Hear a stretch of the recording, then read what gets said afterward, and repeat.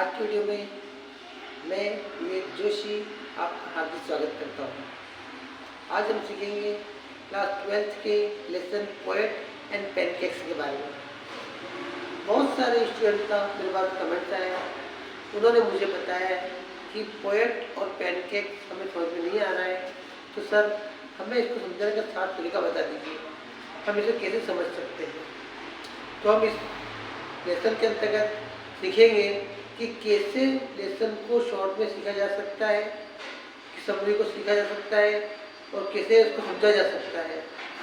आप सब इसको देखें, सीखें, मेरे चैनल को लाइक करें, शेयर करें, कमेंट करें। Thank you very much.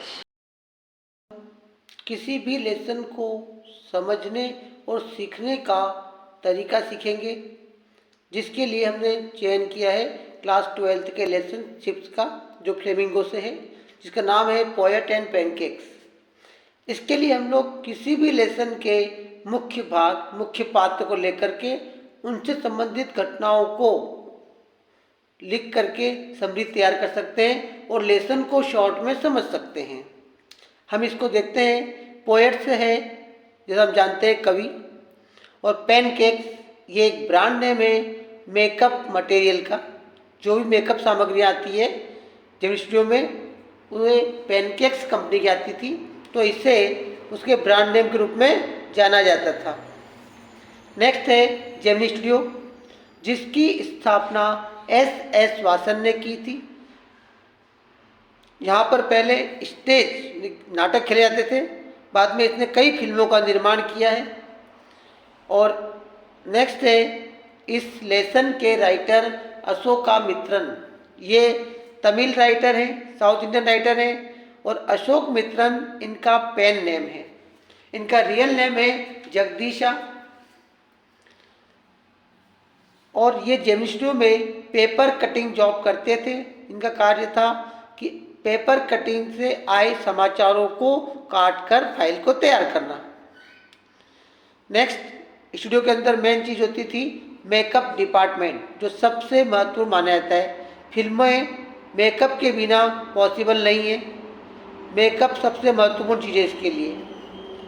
अब मेकअप बिल्डिंग को स्थापित किया गया था रॉबर्ट क्लाइव के स्टेबल में। रॉबर्ट क्लाइव इंग्लैंड के व्यक्ति थे, जिनकी भारत में एक बिल्डिंग थी, वहाँ पर मेकअप वैन स्थापित किया गया था।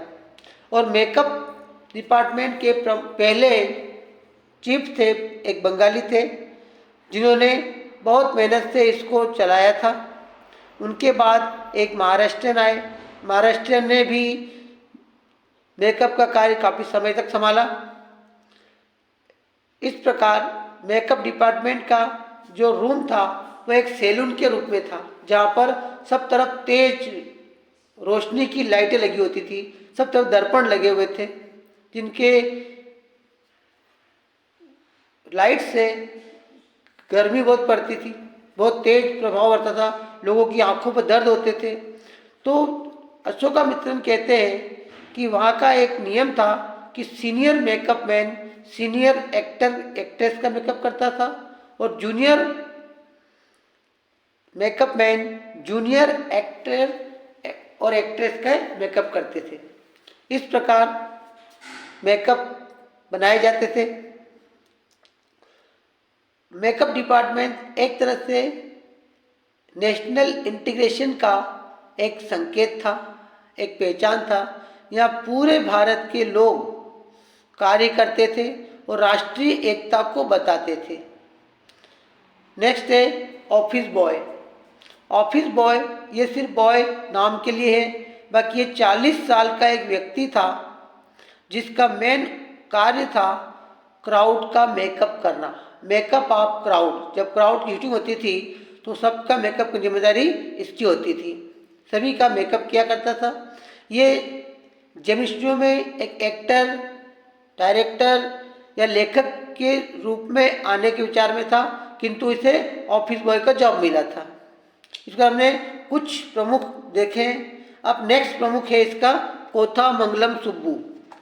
कोथामंगलम सुब्बू जो जेमिनी स्टूडियो में सबसे महत्वपूर्ण भाग माना जाता है। इन्हें जेमिनी स्टूडियो में नंबर 2 पर रखा जाता है। नंबर 1 पर है संस्थापक एस वासन और नंबर 2 पर है कोथामंगलम सुब्बू। यह बहुमुखी प्रतिभा के धनी हैं। इनके पास सभी समस्याओं के समाधान हुआ करते थे, चाहे प्रोड्यूसर हो, एक्टर हो, डायरेक्टर हो। जहाँ जहाँ उन्हें शूटिंग में प्रॉब्लम आती थी तो ये उन्हें कई अल्टरनेटिव दे दिया करते थे, किस प्रकार से उस सीन को शूट किया जा सकता है। इस प्रकार इन्हें 1 मैन आर्मी कहा जाता था। जब ये होते थे तो शूटिंग करना बहुत इजी हो जाया करता था। नेक्स्ट इसमें है लॉयर। लॉयर सामान्य से जानने में आता है कि लॉयर का स्टूडियो में क्या काम, किंतु वह लीगल एडवाइजर हुआ करता था। किंतु लोग उसे इलीगल एडवाइजर के रूप में जानते थे, क्योंकि उसने एक कार्य ऐसा किया था जिसके कारण एक हीरोइन का कैरियर तबाह हो गया और साथ साथ इनका भी। एक हीरोइन स्टेज पर बहुत गुस्से में थी, तब इन्होंने उस गुस्से के बोले हुए शब्दों को रिकॉर्ड कर लिया और उसी को बताया, जिससे उसका गुस्सा बढ़ गया और उसने शूटिंग करना छोड़ दिया और जेमिनी स्टूडियो से चली गई और साथ साथ लॉयर की भी सर्विस चली गई। तो इन्हें लीगल एडवाइजर के स्थान पर इलीगल एडवाइजर माना जाता था। नेक्स्ट है कम्युनिज्म। उस समय एक नई राजनीतिक पार्टी सामने आई थी, कम्युनिज्म, जो ईश्वरहीन सिद्धांत को मानती थी और यह मुख्य रूप से साउथ इंडिया में प्रचलन में थी। नेक्स्ट है फ्रैंक बुचमैन की आर्मी, जिसमें लगभग 200 कलाकार थे, जिसका नाम था MRA, मोरल रीआर्मामेंट आर्मी, जिसने जेमिनी स्टूडियो से 2 प्रमुख नाटक पेश किए थे।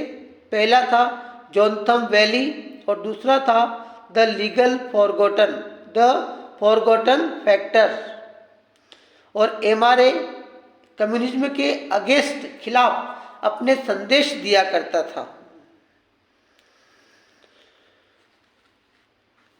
जब एस वासन को यह महसूस हुआ कि MRA तो हमारे ही स्टूडियो का उपयोग करके अपना स्वार्थ सिद्ध कर रहा है, हमें मूर्ख बना रहा है, तो उन्होंने इसका विरोध किया। और एट लास्ट इस लेसन में बताया है कि एक इंग्लिश मैन जो बहुत बड़ा कवि और संपादक था, किंतु ये बात कोई नहीं जानता था, का नाम था स्टेफन स्पेंडर, जिसने जेमिनी स्टूडियो का नाम काफ़ी सुना था। उसने वहाँ आकर सभी को अपनी एक स्पीच दी और स्पीच में जो उन्होंने बताया था वो किसी को भी समझ में नहीं आया कि उन्होंने किस बारे में और क्या बोला। उनके बोलने का तरीका बहुत अच्छा था, किंतु कोई समझ नहीं पाया था। जब उनके बारे में तलाश की गई तो पता चला कि वह द एनकाउंटर न्यूज़पेपर के एडिटर थे और एक महान कवि थे, जिन्होंने जेमिनी स्टूडियो में आकर अपनी एक स्पीच दी थी, लोगों को संदेश दिया था। इस प्रकार हम किसी भी लेसन के प्रमुख कैरेक्टर्स और घटनाओं को लेकर के एक समरी बना के उसको आसानी से समझ सकते हैं। आप भी इसकी प्रैक्टिस करें और अच्छे से समझें। Thank you very much.